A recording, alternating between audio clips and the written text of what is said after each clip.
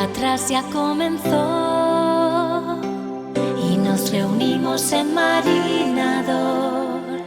Es la ciudad de la ilusión que despierta tu imaginación. Bienvenidos a Marina D'Or, todos juntos con esta canción. Bienvenidos a Marina D'Or, todo un mundo de color, fantasía y emoción. Da comienzo nuestra diversión.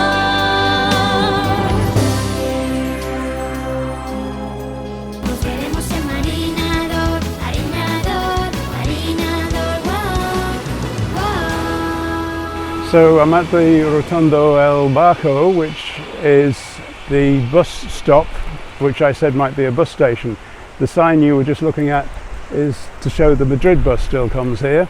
There have been some other changes since my last bulletin, and one of those is the airport bus.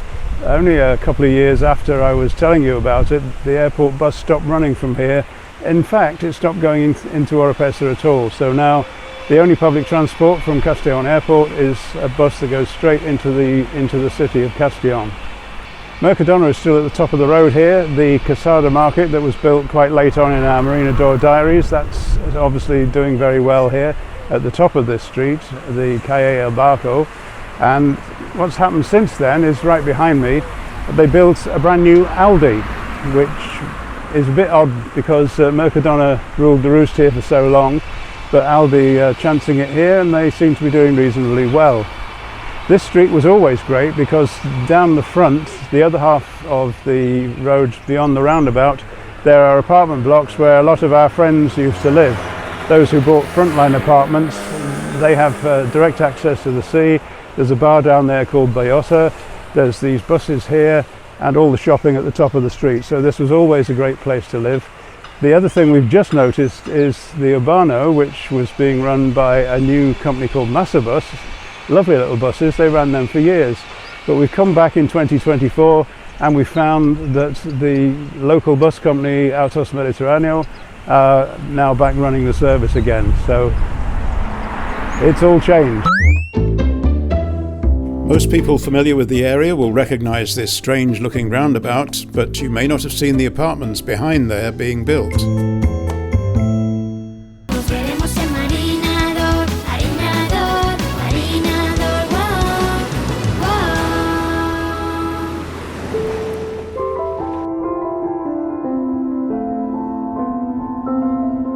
So the face of the campsites has changed forever. We showed you a few years ago they were developing some new apartments.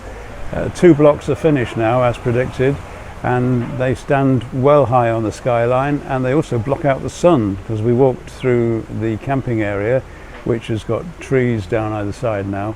There's a sort of avenue with trees in the middle actually, with the road going either side, and it looks nice, but those buildings, they just cut out all the sun. Anyway, we found Cristina's. It's not called that, it hasn't been called that for some time. It's called El Rincon, and we are in that place now having a glass of wine, enjoying a little rest before we make the trek back along the beach. Lots more things to show you, including the Didota campsite, just to make sure it's still there. It's been there for years, always does a good job, and to see if the wetlands are wet, because we think it's been raining recently and they should still be alive with some kind of wildlife. They soon dry out in this weather.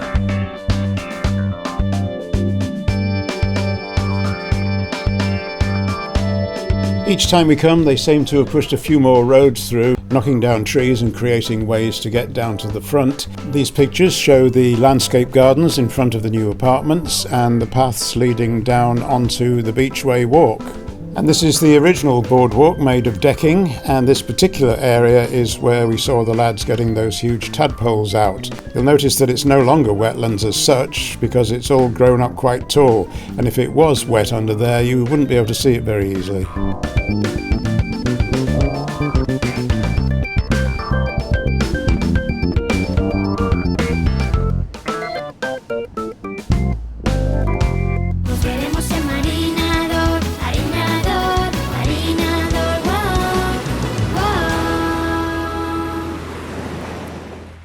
I'm standing outside the building that our apartment was in. It was sold in May last year, finally. The bank had it because the maths behind this lot was that we paid 209,000 euros for an apartment here on this side, the south facing with the sun, and they were selling fire sale prices of sort of 50 or 60,000 euros by the end, so there was no way we could repay our mortgage with that, so we just handed it back. Other friends of mine who are friends I made while we lived here, didn't know them beforehand, they sold up as well. They didn't have the kind of mortgages I did, so they actually got some money back at least, but they made a huge loss, and as did anyone in this resort who bought apartments at the 2006 prices. They really were expensive. A lot of the places around here have gone. We've been to Didota. Sorry about the wind noise if you're picking that, but it is really windy here today, even though it's warm and sunny. And if this microphone doesn't blow off my shirt, I'll keep talking. We've been down the front and looked at Didota, and there's no sign anymore that it's Didota. The walls have all been whitewashed, the furniture's all been changed, and both on the sea-looking side and on the side road side, all new chairs and tables, and actually nobody really in there, so I don't know what's going on, but it looks as though it might not be Didota anymore. Going to move on now. Worth a mention that of all the places that have gone or closed down over the 16 years we were here, Be Free, the bar that's at the other end of this building, is still there, and we've just had some lunch there, so it's a survivor. It's got an English name, but that's about the end of it. Nobody speaks English, and I'm going to get blown away. So let's go this way, because the wind's blowing us this way, and go and have a look at the wall that they made while we were still living here.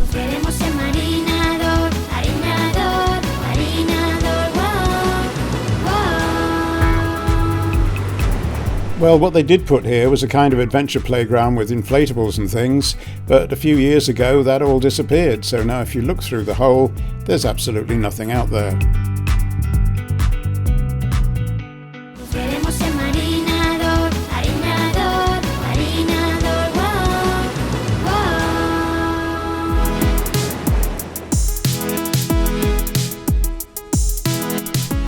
If you were watching our videos last year, you will have seen that in the winter the main garden's closed. Now this is a first, that never used to happen, but yes, es cerrado, it's closed, and we don't know when it opens again.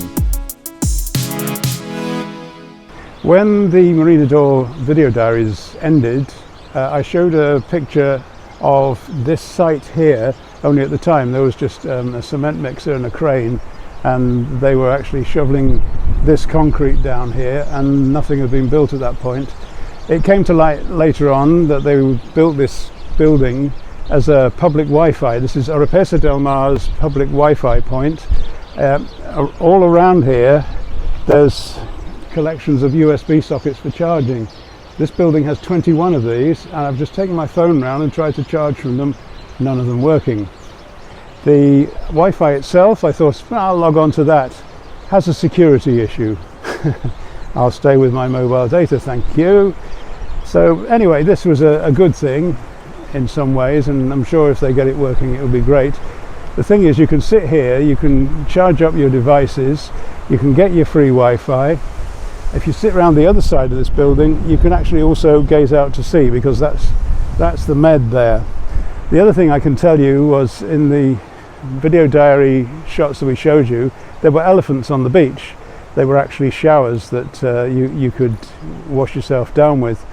They were very fragile. I don't know what they were made of, but they gradually got broken, destroyed, vandalized, or whatever. I've just been down and had a look. There's no elephants left on the beach. Perhaps we now have to look for the elephant in the room.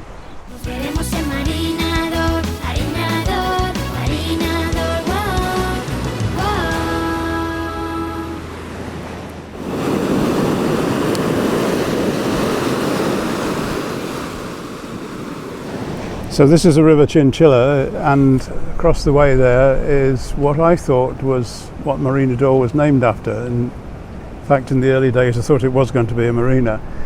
but it's not big enough, and it never has been anything more than just a place where a couple of people fish. The River Chinchilla used to have a road bridge connecting it from one side to the other. In 2017-2018, if you look closely at the videos from this area, you will see that the bridge is totally missing.